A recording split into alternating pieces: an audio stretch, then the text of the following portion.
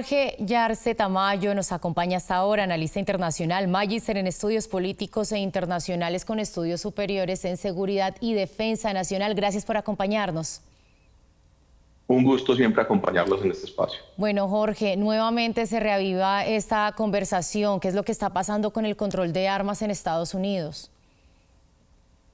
Bueno, el control de armas en los Estados Unidos es uno de los temas más difíciles dentro de una estructura social tan dividida dentro de lo político y lo administrativo, donde se ha privilegiado una enmienda del año 1791, la segunda enmienda, que bajo una sola línea de interpretación se le concede a todos los civiles la posibilidad de tener armas de manera legal como parte de su derecho a la libertad.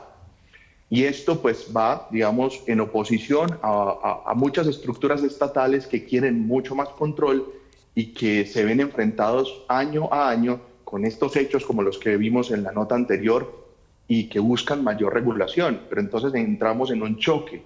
El Estado federal, que tiene a su cargo la legislación que rige para los 50 estados, regula y establece a través de la ATF ese derecho constitucional soberano de todos los ciudadanos a tener las armas, mientras que los estados en manera particular buscan tener regulaciones que son distintas. Si pensamos, por ejemplo, en un Texas, vamos a encontrar una amplia libertad para tener armas de fuego, casi con ningún control, donde solamente se necesita ser mayor de edad y aplicar a la constitutional carry, es decir, a la idea de que por el derecho constitucional puedo llevar las armas. Mientras que tenemos otros estados, particularmente suelen ser los estados de mayorías demócratas, como California, como Virginia, como Massachusetts, donde se busca tener mayores controles, pero no le pueden negar al ciudadano el derecho a tenerlas. Cabe señalar que esto es un tema que ha trascendido inclusive lo legislativo.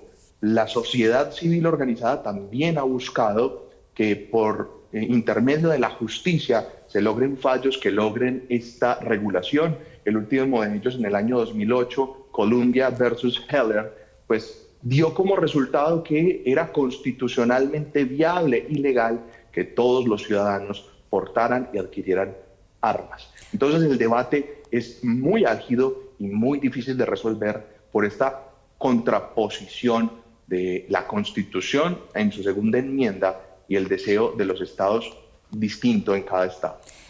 Y mire, Jorge, que es difícil entender que esto, y como periodista lo he vivido varias veces, es presentar este tipo de noticias, este tipo de ataques contra niños en colegios, es algo que ya se ha vuelto, pues todo el tiempo, de verdad es algo que vemos muy común. Pero ¿qué es lo que pasa en cuanto a, usted dice que bueno, según esta enmienda, algo de 1700, ya estamos en 2025 y tenemos mucho para darnos cuenta que esto no ha funcionado? ¿Se ha vuelto un tema también cultural, que lo defiendan como un tema de defensa, es cultural, o realmente lo están haciendo por un tema de seguridad, para defenderse? Bueno, realmente ahí hay distintas teorías que van desde lo sociológico hasta lo político.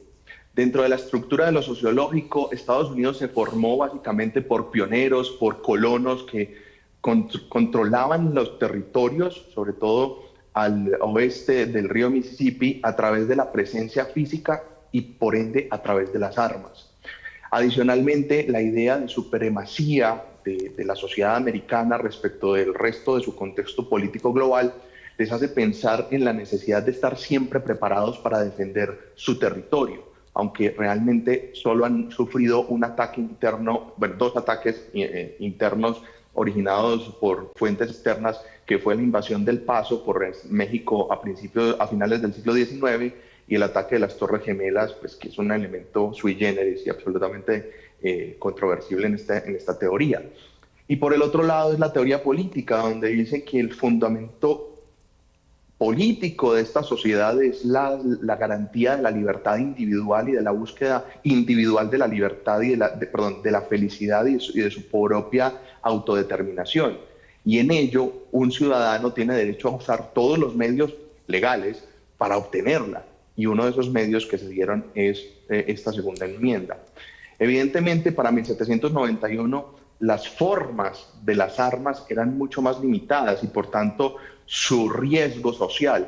Pero actualmente hay estados en los que perfectamente, como sucedió en el caso de la nota, un mayor de edad, una persona con escasos 21 años, que habría que también pensarnos socialmente, psicológicamente, qué tan preparada está una persona de 21 años para adquirir y manejar armas, puede adquirir armas automáticas, semiautomáticas y con un alcance de daño mucho mayor a lo que se pudo haber pensado en 1791.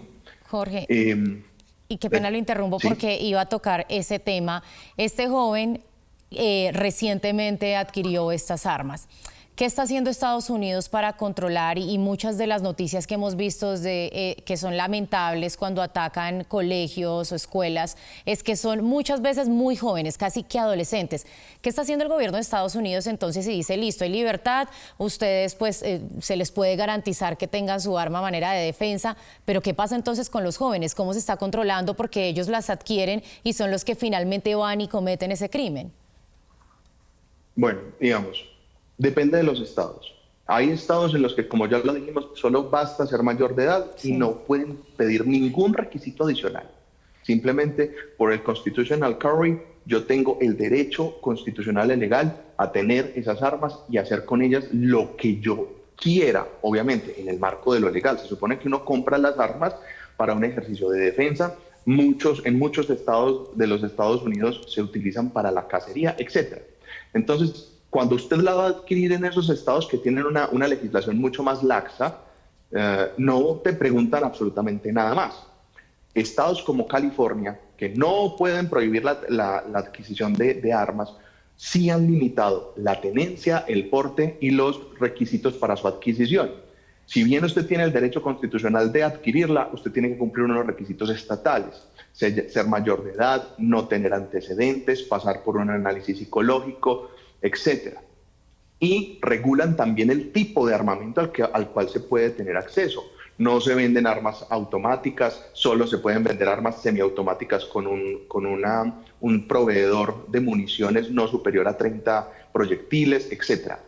Entonces, volvemos al dilema. El dilema está en la confrontación entre la ley federal y la ley estatal, y que los estados no están obligados a tener mayores controles. Y es en esa debilidad donde muchas personas acuden a estos estados con menos requisitos, adquieren sus armas, se pueden desplazar libremente con ellas mientras sean adquiridas legalmente, y pasa lo que pasa. No. También hay que hablar necesariamente de la situación social de los Estados Unidos. Si bien hace décadas nos habían hecho creer que Estados Unidos era la meca de la sociedad moderna, pues la crisis social interna de los Estados Unidos lleva a que muchos jóvenes se sientan al límite. Bueno, no solamente jóvenes, pero los jóvenes, por la misma etapa que atraviesan y su desarrollo emocional, psicosocial, pues se ven enfrentados a dilemas que no pueden resolver por sí mismos, que no tienen los mecanismos sociales para poder acudir a alguien que les ayude a resolverlos, y optan por medidas extremas, como es cometer suicidio después de haber tomado alguna especie de venganza contra aquellos lugares, instituciones o personas que en su desarrollo les afectaron, les marcaron la vida, les causaron algún grado de daño moral, psicosocial, etcétera. Entonces, esto es muy complejo en muchas dimensiones. Atraviesa lo social, lo político, lo económico y, por qué no decirlo, la cohesión social de los Estados Unidos. Pues Jorge, se nos acaba el tiempo. Como usted dice, es un tema para explicar muy amplio, tiene muchísimas aristas. Solo esperamos como sociedad que este tipo de trágicas noticias y esas familias llorando hoy a sus hijos que los pues fallecieron allí, pues tome alguna medida realmente significativa y no se quede nuevamente en titulares. Gracias, Jorge, por acompañarnos. Siempre es un honor acompañarlos, pero lamento pensar que este llamado que ustedes hacen desde los medios no va a ocurrir, por lo menos en el tiempo cercano, dadas las políticas del gobierno Trump. Lamentable. Pues muchas gracias, Jorge Yarse Tamayo.